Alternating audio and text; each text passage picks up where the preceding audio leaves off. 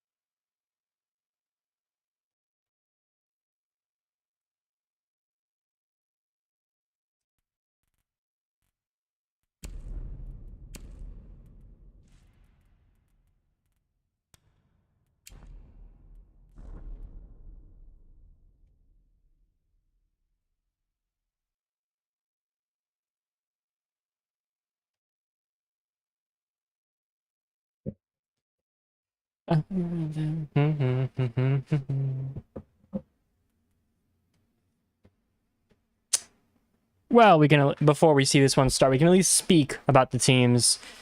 Hoping it would start a little bit earlier, but our wishes cannot always come true. This should be a bit of a banger. 7 days F5. I think two teams that are very, very close in terms of power here, and we've seen a lot of great things from F5 as of recent. They've looked very good in their past 5 or 6 games here, coming on a bit of a win streak.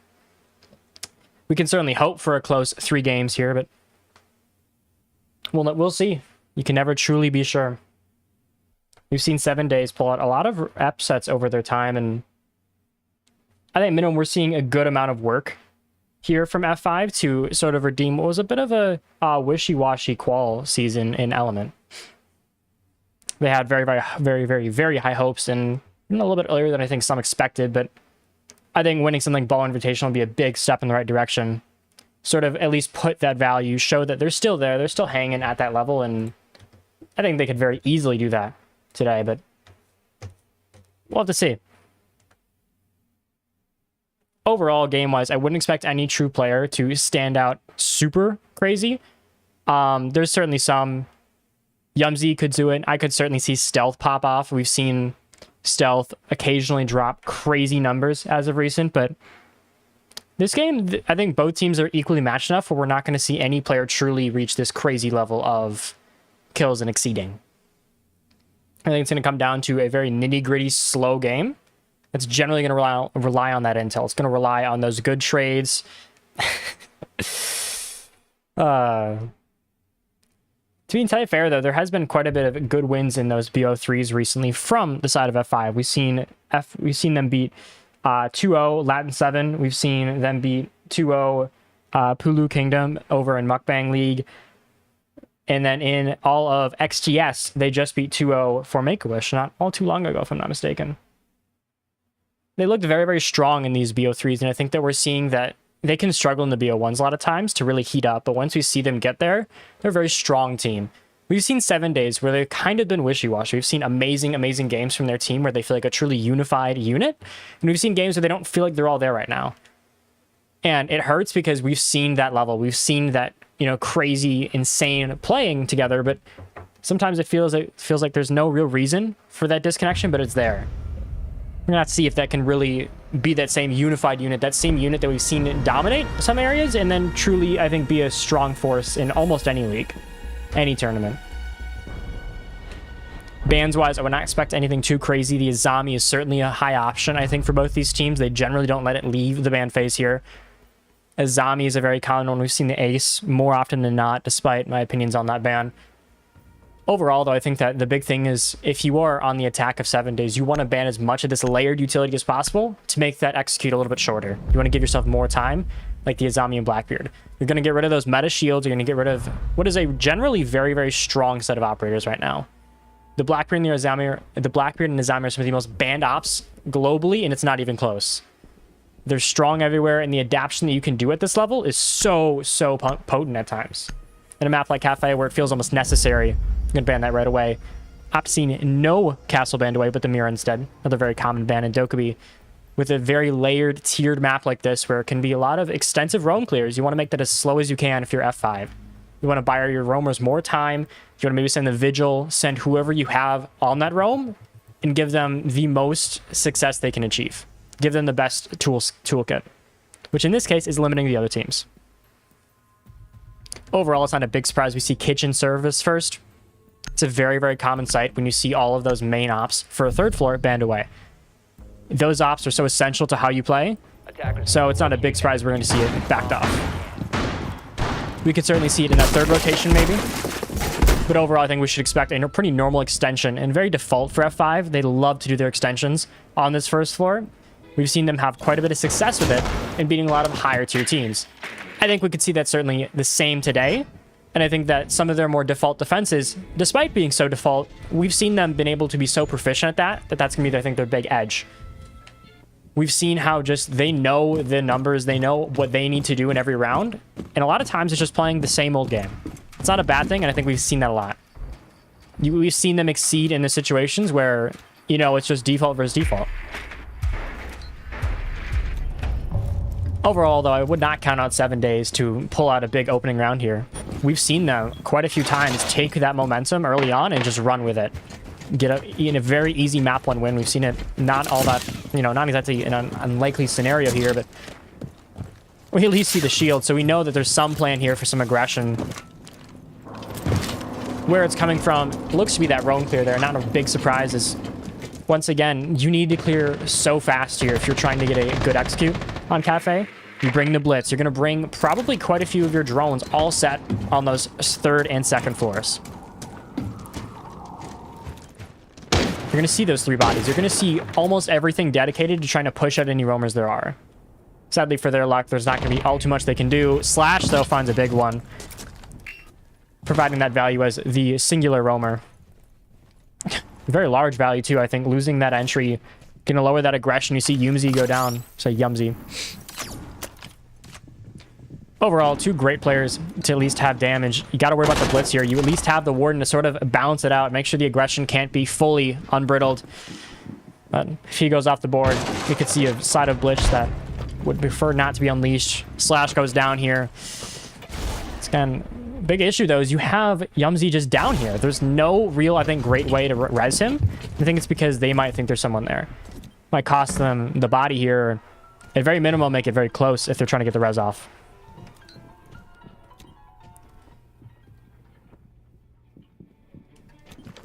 Yikes. overall, I think this is going to be that... Jesus Christ.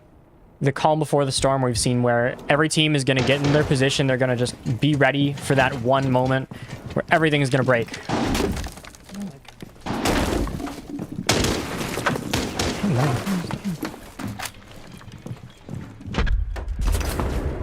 Checky finds one. Good kill here to try to give them that advantage. They can back off, take those numbers in their advantage, and just play a little more passive. Let the execute come towards them, not try to force anything.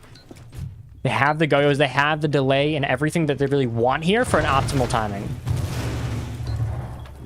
You get another down here if you're upstairs. Stealth finds his first of the game. And he has a great spot here. We could certainly find 2 or 3, create some damage, but instead, Sayer finds it pretty easily here. Problem once again, though, is that clock's going to be looming over you. Even if you have that one player disadvantage, it's not the bigger issue. With 20 seconds left, you're going to have to work a mediocre here if you are 7 days, and you at least find one here, but you don't know the man from behind. Checky is still in a good position here to maybe cause something, but it won't matter because there's 10 seconds left. You can't do much. This one is all but over as F5 have a very strong first round here. I think this once again comes down to how well that roam was played. You saw down go down early. They had to immediately focus on that. You saw a lot of at least work being done early on. And that's what it always matters is, can you show up in that first 45 seconds just to stop that room, put some aggression onto those players, and make them immediately think about it. They can't just run willy-nilly around with the blitz. That's what they did, and we saw F5 succeeded majorly at that. Once again, their defaults are so great at times. You can trust them. Very reliable team, I think, in that kind of avenue. Very consistent, which I'd be glad to have when teams can feel so all over the place. Have a team that's consistent. You know what you're going to see. You know what you're going to get. In this case, it's a great team with those defaults.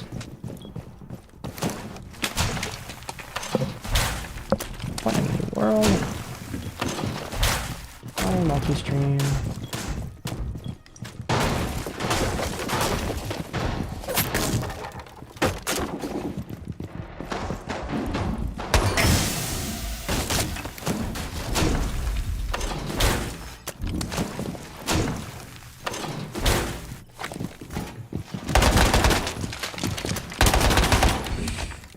Well, once again, we're going to see the same kind of defaults. A bit of a vertical extension as usual from this team.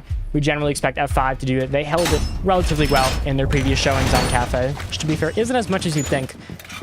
There's still a lot of great showings here so far, and I think that this 3-set rotation is going to be a very big issue for 7 days. It's very consistent. We know what you're going to expect, and I think that makes it all so much harder is because we know the level they're going to bring. It's consistently good. It's consistent, reliable. We've seen them beat much better teams, you know, high-tier teams that I think people expected.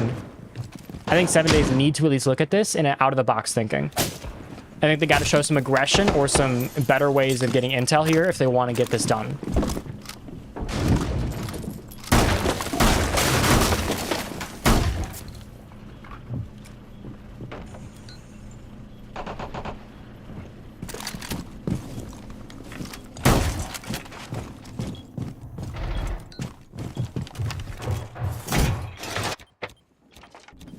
Once again, a bit of a slower start, and I think that we can expect that sometimes with 7 days. Is they are very fine with having a slow start, letting those first 45 seconds, a minute kind of go away and have just everything be ready for a one big push.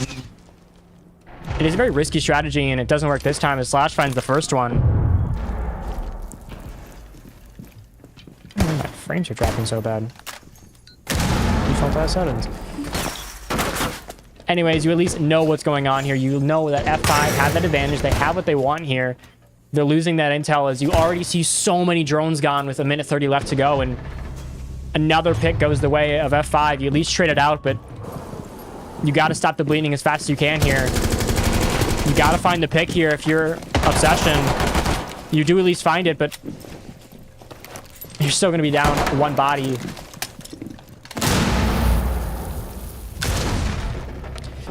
With it being a 4v1, this seems all but over as F5 started unbelievably strong. Maybe we see a little bit of Pixie Dust put on the round. That was a 2v1.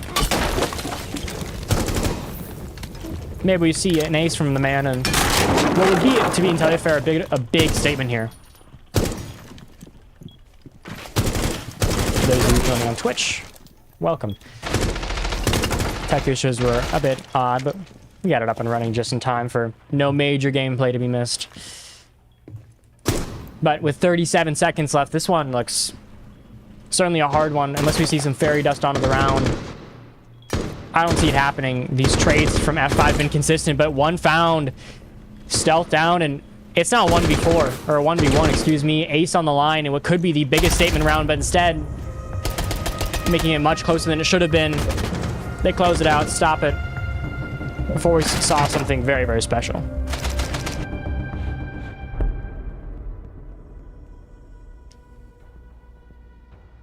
Overall, I mean, it feels like these rounds are coming down to the smallest details, and that can really be what, you know, hurts sometimes for 7Days, is we've seen them get so close to winning big, big games, and it comes down to just maybe not holding an angle well enough. Maybe you're accidentally leaving a trade or isolating a pick and going too aggressive. It's all of these small, minuscule things that'll add up over time, and we're seeing that sometimes. Where F5, they're not that much of a better team, if better at all, but it's going to come down to those minute things. It's going to come down to the things that you barely think about. That half-second decision, Attackers need to locate that kind of has a shockwave effect. Then we're once again seeing how proficient F5 is at their 3-set rotation. It's very consistent, and it always has been, generally. They're not going to shock the world. They're not going to have the most innovative strats, but what they do know is a good, proficient style of siege. They'll have the basic 1-2 roamer setup. They'll have a relatively good extension hold, and that's all you need with a team like this, I think. You don't need to, you know, break the world. Not every team needs to. Not every team needs to break the boundaries, but getting good at what you do can certainly at least be helpful.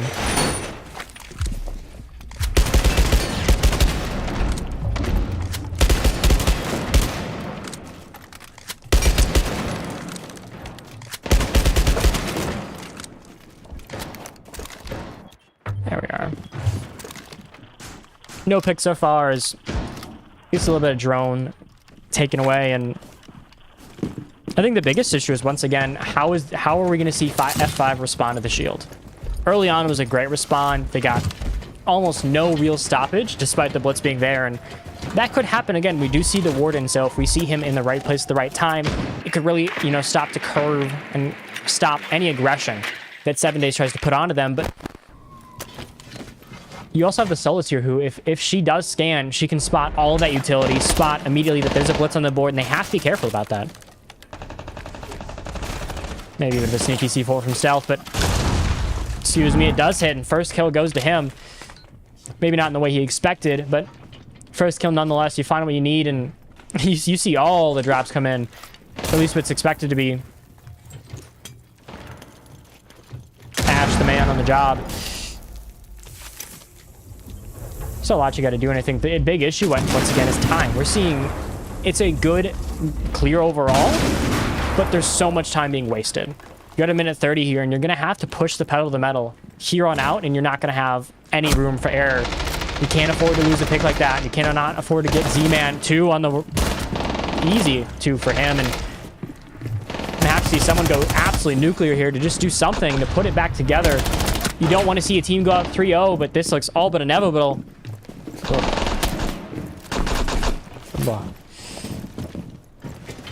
You might be able to get a kill or two here if you are the blitz, but it doesn't look great right now, and F5 go up 3-0.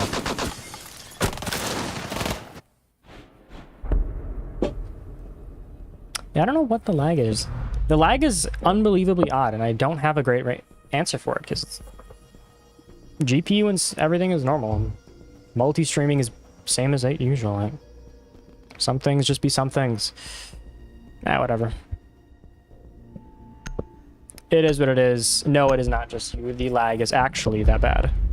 I don't have a good reason either way. 'Cause it beats me, man.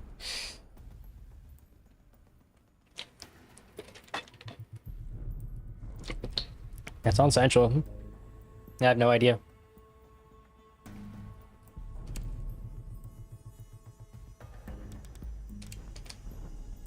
Wait.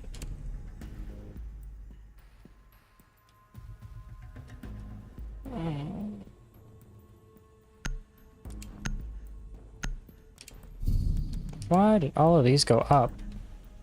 Excuse me, I figured out why, because my graphic settings reset. Oh shit. Well, in this bit of a drone phase, as everything is sort of getting itself back together. Huh.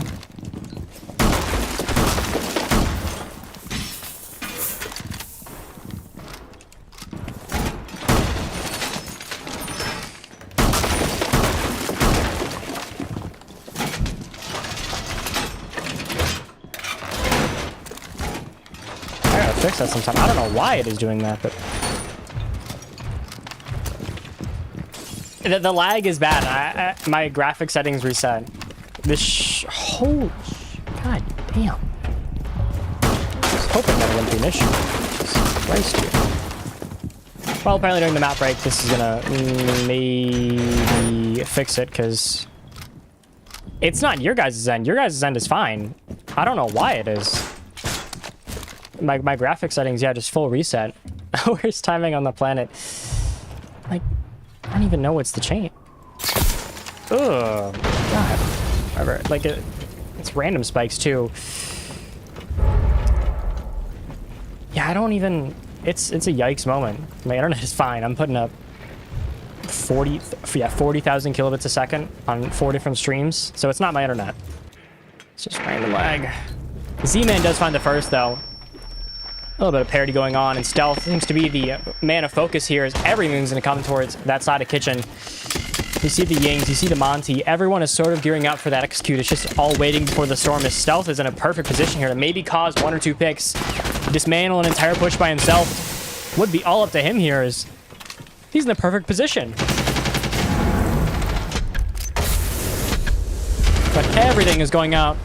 You see the Yings, you see the smokes. Everyone is just kind of throwing out everything, trying to get their way in, punch their ticket in, but trades from Stealth and Yumsy, excuse me. At least War is getting his job done, but you would not hope for a 4v3 here in the execute. You're already going to be down 1 body when you're planning. You cannot afford to lose that many picks at all. But you're going to be 1 body down here, and that's the one you don't want to lose. Sarah at least ties it back up, getting checky.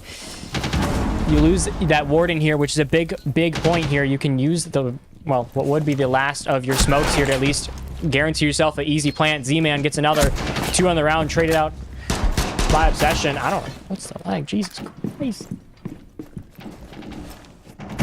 Someone like a fucking PSP. But smoke goes out. The plant at least looks to be the plan. 1 man to stop it, and you do have an Echo in hand, so you just got to land it. If you can land it, it's all it is, but... No Echo land. That means we're going to hop into a post plant, a 2v1. This one should be all but over as long as you're smart against the shield. Can't afford to give a pick like this. You just need to play smart with your numbers. Play smart. It's 20. Like it spikes in